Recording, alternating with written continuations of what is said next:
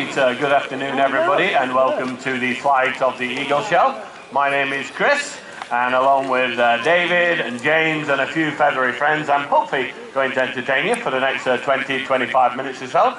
First bird that we're going to have a look at in the show is this rather magnificent eagle here. His name is Archie, and Archie is a bald eagle. And if you've got very good eyesight, I'm sure that you can all see he's not actually bald at all. He's got lots of lovely white feathers on his head and also on his tail, and at no point in the life of a bald eagle is he ever going to be bald. That's the domain really of vultures, and they have bald heads and necks so they can stick their heads inside a dead animal and not get all their feathers stuck and matted together. So a question that I get asked most days is why on earth is he called a bald eagle? And the answer sounds a bit random, but bald is actually an Old English word which quite literally means white patch. So skewbald and piebald horses have a white patch on them. And I suppose when we swam across the ocean, discovered America, we saw an eagle with a white head and just went, that's a bald eagle, and that's how he got his name. So most people do know the bald eagle because he is America's national bird. Have we got any Americans in here today? That was the quietest Americans I've ever met in my life. They normally make a lot of noise. Now, just to be fair to everybody in the world, the bald eagle also occurs in Canada. Can you beat America today, Canada? No, that was rubbish as well. Alaska? Nobody ever gets out from Alaska, actually. But wait for it, Archie is actually a British bald eagle. That was rubbish as well. Now, Archie has been working here at the castle for some 15 years. I know what you're all thinking at this point. You're thinking, clever so-and-so, he's never going to see that eagle again. The bright sunlight, of course, is not helping us any looking in that direction. But today, for Archie, he's got a sort of fairly tough day at the office. He's actually circling and flying around over here. I know you guys down there can't actually see him very much, but basically the wind today is actually blowing slightly down the hill and across in that direction. And of course, if you have a massive pair of wings, which are designed to harness the energy of the air, then what you really require is the wind blowing up the hill, and that is our normal prevailing wind. So most days Archie disappears down the river road, and most people think he's just going to disappear off the face of the earth. But what he actually does, he goes onto the backside of the castle, and the wind lifts him up into the air, and he normally charges around over the top of the castle. As you can see, he's actually over in this direction, just underneath the sun, which is not helping our cause at all. And when we first came here about 20 years ago to start flying eagles at the castle, to get us more visually from the show, we said that we cut these trees out here, maybe knock that old building down, so we could see out in that direction, but it didn't take us on board. So sometimes we just simply have to wait.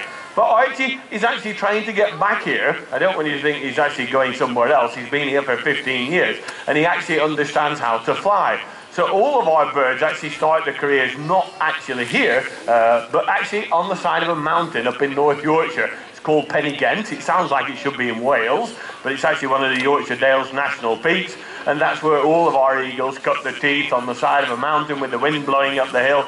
So Archie has no concept of time. He doesn't understand that sort of he's got a 7-minute window of opportunity to fill in the show. And what he's actually doing is going round in big lazy circles so that he can get back up here free of charge without actually using any energy. So it's a bit like me and you swimming up a river the wrong way. It's incredibly hard work, and it's often easier just to sort of go round and round and round in circles and go higher and higher and higher. And even though he might be going off in the opposite direction, at some point he's going to remember the whole point of this was to actually get his lunch. And he is actually working at the moment. So he's not getting any enjoyment from soaring and flying around the sky. The only thing that he's actually got on his mind is breakfast, dinner and tea. And if he was a wild eagle, then he wouldn't actually be doing a lot of flying around at all. He'd actually be sitting somewhere like down on the river, actually on a broken limb of a tree overlooking a lake or a river, and there he'd be waiting for something exciting to happen. And what he deems as exciting to happen is a fish to arrive on the surface of the water, and then in one sweeping movement he would just grab a fish, and that will be job done for the day. Now, he has been missing quite a long while, and I have got, obviously, other birds to fly. The downside is, of course, if I bring out another eagle and fly another eagle while Archie is out, and if Archie comes back, then I could end up with 2 eagles on me at the same time, which could potentially mean that I could be horribly injured. Would you like me to carry on? Yeah! I thought you were going to say that. I genuinely thought you were nice people there for a moment. But what you have to be very careful of is, of course, that Archie is going to come back. So if you do see Archie on the horizon, I expect you today do the age-old traditional thing and go, "It's behind you." Okay, so I'm going to move on, and I'm going to leave Archie out for the moment, as there's nothing I can do and I can't see him. So we're going to move on to the next bird, and we're going to have a look at Bruce, everybody. And Bruce is actually a Chilean eagle. Now, he is actually slightly smaller than the American bird. That's not a reflection on nation sizes or anything like that. It's just down to design. So birds of prey are different sizes for different jobs, different habitats, and different food sources. And I'm going to talk a little bit about why we actually have birds here at the castle and what's it all about. In yesteryear, it certainly wasn't about education, it wasn't about conservation, it was actually all about trying to feed yourself. Now, you have to remember that in days gone by, lives were very, very different to the ones that we have at the moment. So, most of us are going to live a long and happy life. 70 years is supposed to be the average. Actually, the reality is probably a lot more these days. But in the olden days, most people were living on a diet of root vegetables, maybe a bit of mutton thrown in as protein. So anything that you caught was going to be in addition to your diet. So you don't require something massive like Archie. Archie's brilliant at going around corners at high speed. What you require is something small and nifty that can go around corners at high speed. And Bruce sort of fits the bill. Now, of course, because we've got the wind sort of blowing down the hill, all of the birds are going to try and do the bare minimum of work. But what we expect from Bruce is for Bruce to soar and fly around in the sky. And usually when we have the wind blowing up the hill in this direction, he'll go out onto the backside of the castle, gain some height, and this is where he comes into his own. So raptors can use the fresh air to navigate the countryside, and on a rising current of air, they will often go up to thousands of feet up in the sky. Now, the higher up you are, then the bigger your field of vision, and one thing that birds of prey have is fantastic eyesight. It's about 8 to 10 times better than mine and yours. And from that perch up in the sky, he can come down at breakneck speeds. Now, today, we're going to see him probably flying at maybe 25 to 30 miles an hour as he goes over onto the castle.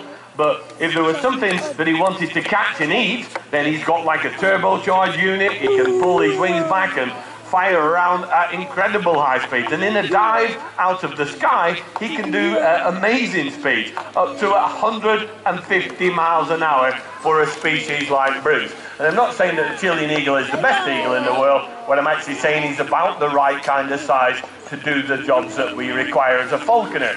So falconry has been around for about 4,000 years. It started in the Far East in China. Somebody probably saw a hawk or a falcon actually flying around in the sky, catching a rabbit maybe or a pheasant, and then being inventive as human beings are, we decided to train the hawk and get him to catch something. Now, whenever I talk about birds actually hunting and catching things, it's usually at this point that a peacock will walk through the show, and quite a lot of the people that come to see the show are actually fairly disappointed that our birds don't actually chase after the local wildlife. And that's because they haven't been trained to do so. So if he was a wild bird, he would actually be in a nest along with all of his siblings. He'd fledge from the nest with their siblings, and then start to follow his parents around in the sky. And he would be following them around, learning his flying skills initially, and then he would watch his parents hunt and catch things, and very quickly start to understand that that's what he has to do. Now, most of our birds are actually captive bred, and they don't actually have any hunting skills at all. You have to actually teach them, and it's surprising to find out that you actually genuinely have to show him exactly what to do. So to switch this bird on, all you have to do is essentially put a dead animal on a string, pull it along the floor, let him jump onto it. If he gets a meal on it, crucially that's the important thing, once he's had a meal on it, then from that day forward he is always going to chase things around the sky. So Bruce has not been taught how to hunt. As I say, we quite like the ducks and the peacocks that we've got here, and Bruce is more than happy. You've got your leather strap in your mouth as well at the same point. But he has around his legs a couple of leather straps which are called Jesses. They help me control him. But the reality is that if he was hunting, he would often be miles up in the sky. Oh, we've got Archie back now. I'll just bring sort of Bruce over here, if I can. So I'll just pop Bruce into here. and Archie is already on his way down, so I'll pop you in there. Whoops, so daisy. And as you can see, Archie, well, you're about 5 minutes late, mate. He's going like, yeah, but I've done a lot of flying. They've been really impressive. All the people on the pageant lawn have had a really good sighting of me. But Archie's going like, look, Dad, put your food out. I want to come in and have some food. And he's got his legs trailing down. We never, ever worry about Archie actually disappearing a long, long way away. He is a bird that's been working here for 15 years, so he knows every single little bit of Warwick Castle and all of the ground all around. But you are late. Would anybody like to buy a very low mileage eagle? Okay, so I'll tell you what, I'll let him just have a short day at the office. Obviously he's got not a lot of concentration today, so I'll carry on with Bruce. Anyway, I was just saying that Bruce is actually a bird that hasn't actually been taught how to hunt. But interestingly, his father actually worked at the castle. This little bird in here, Bruce, his father Ebor worked at the castle for some, well, 10 years, and he's the only bird of prey that's ever been sacked from Warwick Castle. Now, I know that many of you children won't know what being sacked is all about, but essentially it means that your services are no longer required. And his father was a bit like Archie, really. He would always turn up for work, and he was one of our best demonstration birds with his father. And one day, he was about 1,000 feet up in the sky, hurtling towards the earth at about 150 miles an hour. And about 500 feet from ground level, he changed direction and started heading down the River Road. And I had no idea that it was amazing to see, actually. But two ducks that quite clearly had eaten a rye vita or a cream cracker decided to fly across the arena as his father was hurtling towards the earth at 150 miles an hour. And to my horror, well, his dad had switched on. There was something inside him that had just naturally switched on, and he was chasing after the ducks. I looked around at the crowd, and there was about 2,500 people there, and I was thinking to myself, oh, they're not going to like this next bit. But when he hit the back of the duck about 80 feet up in the sky, the crowd went wild. They loved it, they did. There wasn't a person that didn't come up to me and say that was amazing. But there was about 500 children here that were emotionally scarred when he carried on flying with it into the flat-top tree over the top of the archery section there. And as far as his dad was concerned, that was the end of the show. He had the duck in the tree, he was pulling feathers off it like it was going out of fashion, and to be honest, he actually fell out of the tree and we were able to recover him before he'd had a meal on that duck. And we were thinking to ourselves, he's a professional, he'll be back to work tomorrow, he'll have forgotten all about that duck, but how wrong were we? Over the next 10 days, his dad caught 5 more ducks, 2 jackdaws, a magpie, and a grass snake on the mound there in a 7-minute window of opportunity.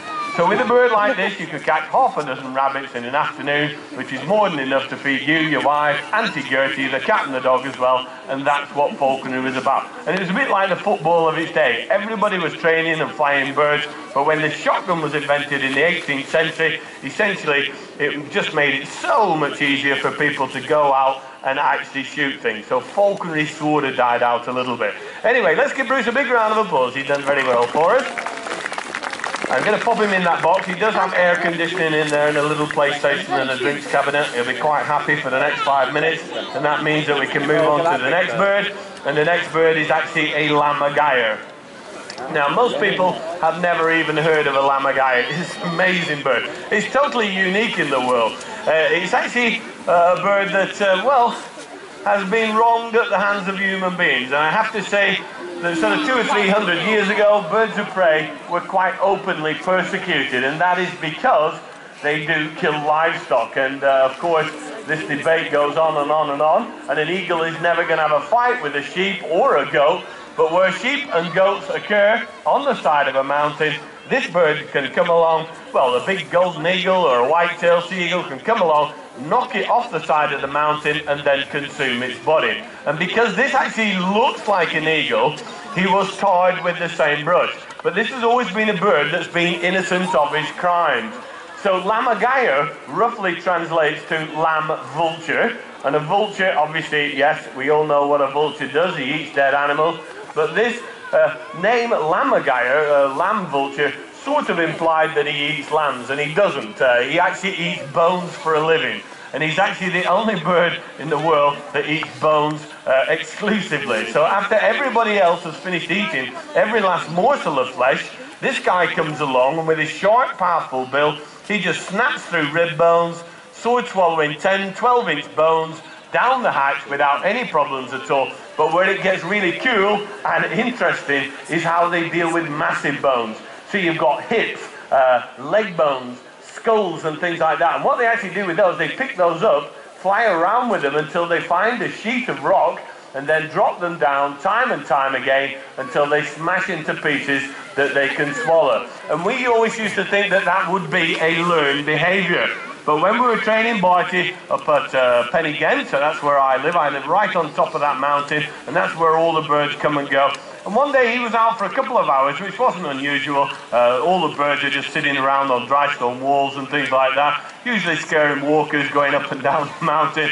But one day, he'd actually disappear for a couple of hours, and I was starting to think to myself, hold on a minute, it's been a bit long time. I knew he was up to some kind of mischief, because he was at the far side of the mountain, just bobbing around. It's too far away to see what was going on. But eventually, he came back to the house, and from about 80 feet up in the sky, he dropped some handlebars of a mountain bike on the house roof. Now, he quite clearly had thought that he'd found the biggest bone in the existence of the world.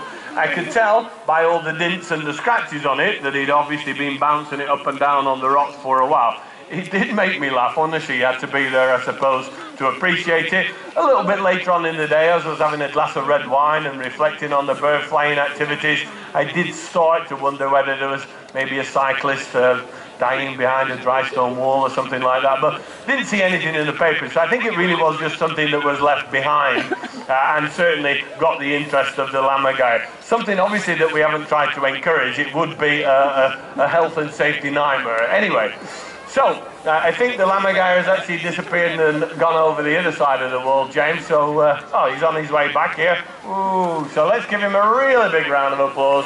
The lammergeier, or as he's been rebranded now, a bearded vulture. Now, I can't bring that down onto ground level because he's so big that he can't get off the ground again, especially on a day with the wind blowing down the hill. But I'm going to finish the show with some seriously big eagles. And there are many eagles in the world with huge wingspans. A lot of the female eagles have wingspans coming around about 8 feet across. But actually, the contenders for the largest eagle in the world are not the ones with the longest wings, they're actually the ones with the heaviest body. So I'm going to introduce you to a Steller's sea eagle. This is Nikita, and she is one of the largest eagles in the world. The other contenders, incidentally, are a harpy eagle from South America. That's a massive big forest eagle. It's actually got really short, broad wings and a long tail, so it can fly through the tree canopy and catch monkeys and sloths and things like that. Then you've got a Philippine monkey-eating eagle, which I always think is fairly self-explanatory. But the Steller sea eagle is certainly the largest of all the sea eagles. That one was Nikita. Here we've got Marvin, and Marvin is slightly smaller. And in the world of birds of prey, females are always in charge. They're much, much larger by about a third. And nature, well, there's sort of everything in the world.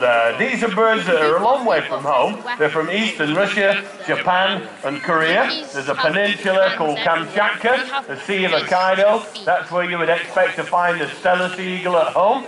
And, well, it's a beautiful place in summertime, absolutely wonderful. But in wintertime, temperatures drop down 20, 30, maybe even 40 degrees below freezing.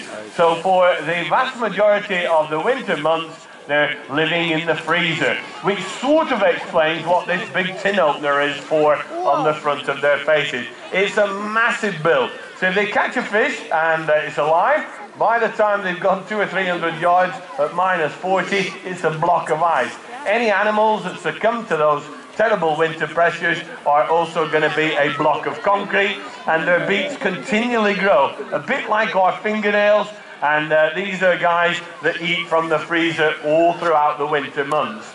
So Nikita and Marvin are a pair of birds. We have many pairs of birds that have got bonded pairs.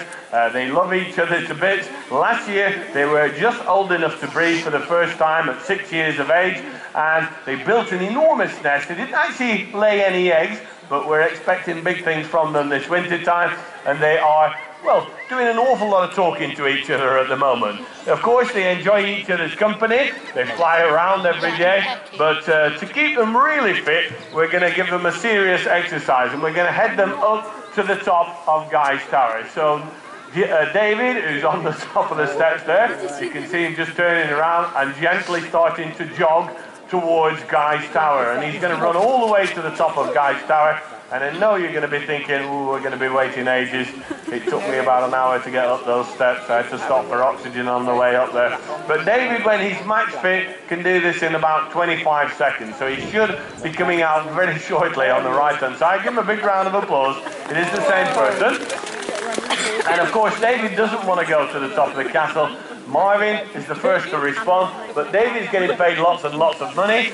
Nikita and Marvin have got to try and find the way up there. Now, it's not just quite as simple as you think. If I give you guys a pair of wings here today and said, let's have a fly around the castle, most of us would be casualty by tea time. You actually have to know how to fly. And when we've got the wind blowing down the hill, there is actually very little benefit from that fresh air. It's actually, as I said earlier on, a bit like swimming up a river the wrong way. So the birds normally, when they have the wind blowing up this way, go onto the back wall of the castle and charge around. Now Marvin has the advantage today. He's much lighter. He's about 11.5 pounds.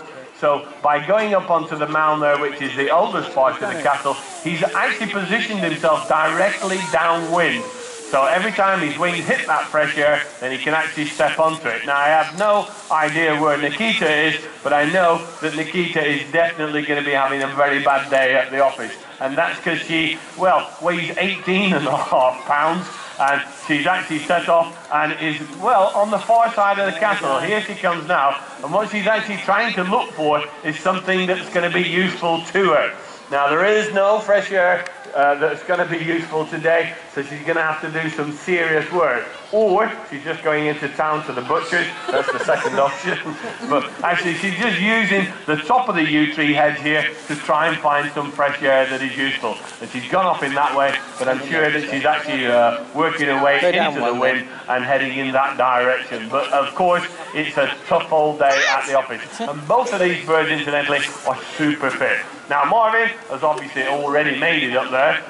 Nikita, I've just seen a big shadow going over me, so she's actually come around the back of us, and she's actually going onto the mound there just to sort of quietly contemplate life. And she's probably thinking to herself, I hate working at Warwick Castle, the pay and conditions are awful. They make us exercise every single day, and they really shouldn't be doing that to us. But as far as Marvin is concerned, he's completed the exercise, so he's on his way back in.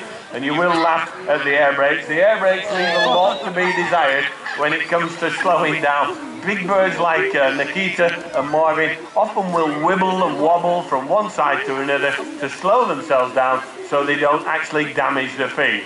Now Nikita is looking at me, and I can see, that's the great thing about having that big beak. You can tell exactly what they're doing. And she's looking at me and she's going, look Dad, is there any chance of giving me an easy day at the office? And I have to talk to her, and I can't talk to her because she doesn't understand me. So if I put my hands up into the air, essentially this means do something a bit more exciting, and it just means that there is no food available. If you want some, David has got some. And in fact, we do have to use a fairly, well, scrumptious piece of food actually. I think we're using a small arm of a child off a 5-year-old from yesterday.